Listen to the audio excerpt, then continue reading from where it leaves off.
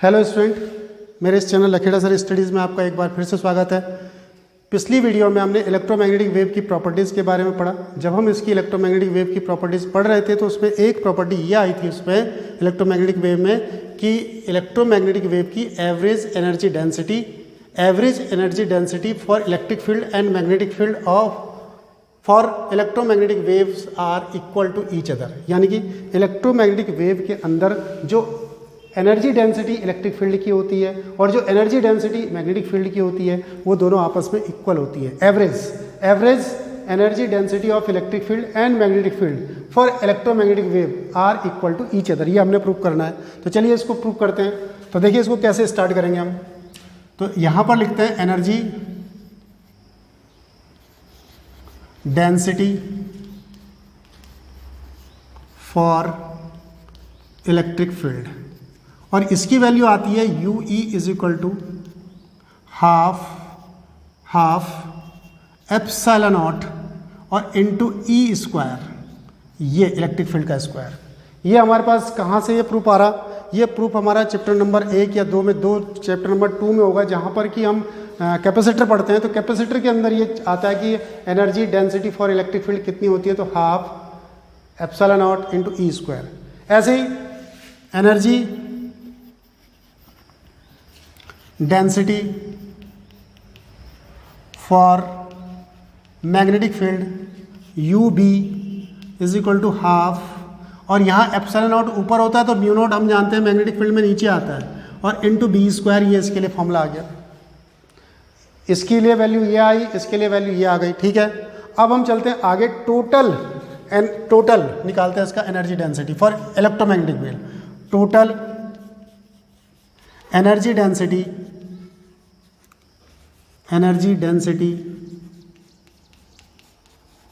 For EM wave, electromagnetic wave, तो यह आएगा हमारे पास टोटल एनर्जी के लिए U is equal to U E plus U B. तो U इज इक्वल टू आ जाएगा, यू ई की वैल्यू देखिए half epsilon naught E square plus half mu naught into B square. तो ये हमारे पास इसके लिए टोटल आ गया इतना। अब जरा E का मान और B का मान हम इसमें रखते हैं।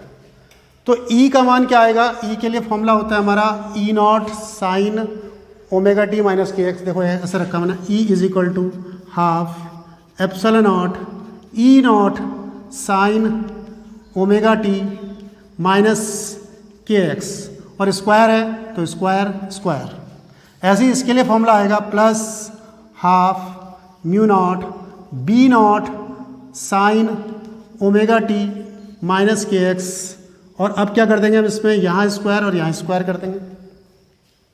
ठीक है, अब इसका जो ये एनर्जी डेंसिटी है इसकी एवरेज वैल्यू निकालते हैं। तो एवरेज वैल्यू कितनी आएगी इसकी एनर्जी डेंसिटी की? मैं इसको इधर रब कर देता हूँ, इधर की तरफ रब कर देता हूँ मैं जरा इसको। आप इसको नोट कर लेंगे, पॉज करके नोट कर लेंगे, और नोट करने के बाद तब आगे चलेंगे।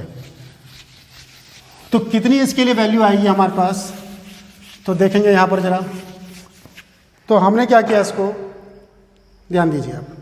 अब एवरेज निकालना चाह रहे, average U average is equal to क्या आएगा यहाँ 1/2 epsilon naught E naught square sine square omega T minus K X, और इसकी एवरेज वैल्यू तो बार लगा दी हमने एवरेज वैल्यू के लिए इसमें।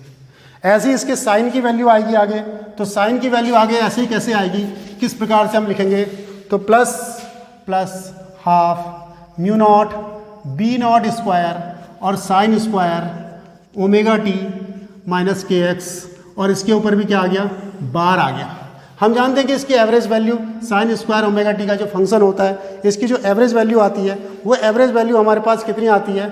तो वो एवरेज वैल्यू हमारे पास आती है कितनी, बताइए कितनी? 1/2। ये कहाँ पढ़ा हुआ? इससे पहले चैप्टर जो AC हमने पढ़ा, अल्टरनेटिव करंट पढ़ा, वहाँ हमने पढ़ा कि साइन स्क्वायर का जो फंक्शन होता है इसकी जो एवरेज वैल्यू होती है वो 1/2 होती है।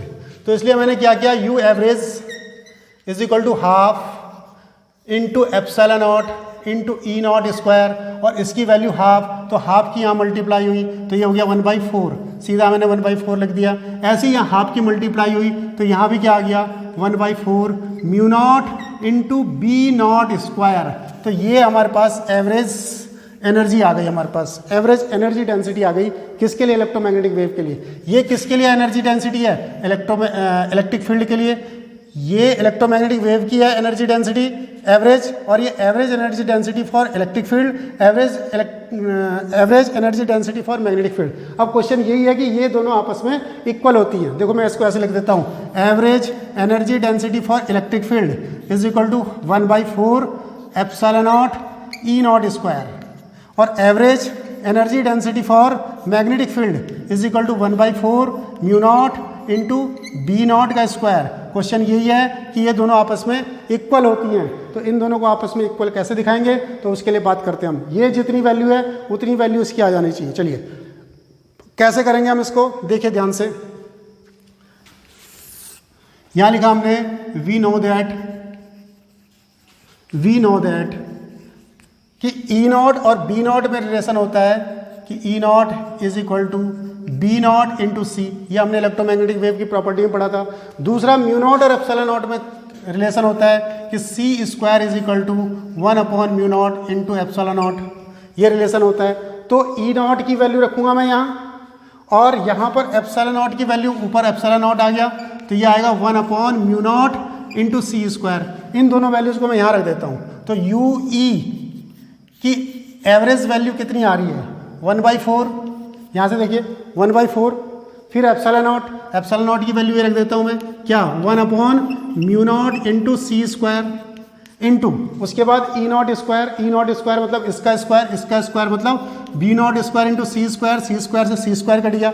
तो यू ई एवरेज कितना आया ये? 1/4 mu naught into B naught square. अब देखिए आ गया नहीं आ गया, इसकी वैल्यू और इसकी वैल्यू इक्वल आ गई। Therefore we can say that U E average is equal to U B average. यही हमने प्रूव करना था कि average energy density for electric field and average energy density for magnetic field in electromagnetic wave are equal to each other. तो ये हमारे पास इसमें question हुआ। अब हमारे पास इसके अंदर एक छोटा सा टॉपिक रह जाता है, वो रह जाता है इलेक्ट्रोमैग्नेटिक वेव का जो स्पेक्ट्रम है, उस स्पेक्ट्रम को पढ़ना। तो उसको आप अपने आप भी देख लेंगे, उस स्पेक्ट्रम को बुक पे से देखिए कि क्या क्या रेंज होती है इलेक्ट्रोमैग्नेटिक स्पेक्ट्रम के अंदर, कौन सबसे बड़ी वेव होती है, कौन सबसे छोटी वेव्स होती हैं, कैसे इनका प्रोडक्शन होता है, क्या क्या इनके यूजेस हैं। ये भी एग्जाम में आ जाते हैं हमारे पास, बोर्ड के एग्जाम में। तो उस क्वेश्चन को आप पढ़ लेंगे इसमें अपने आप। तो थैंक यू, आज की वीडियो के लिए इतना ही।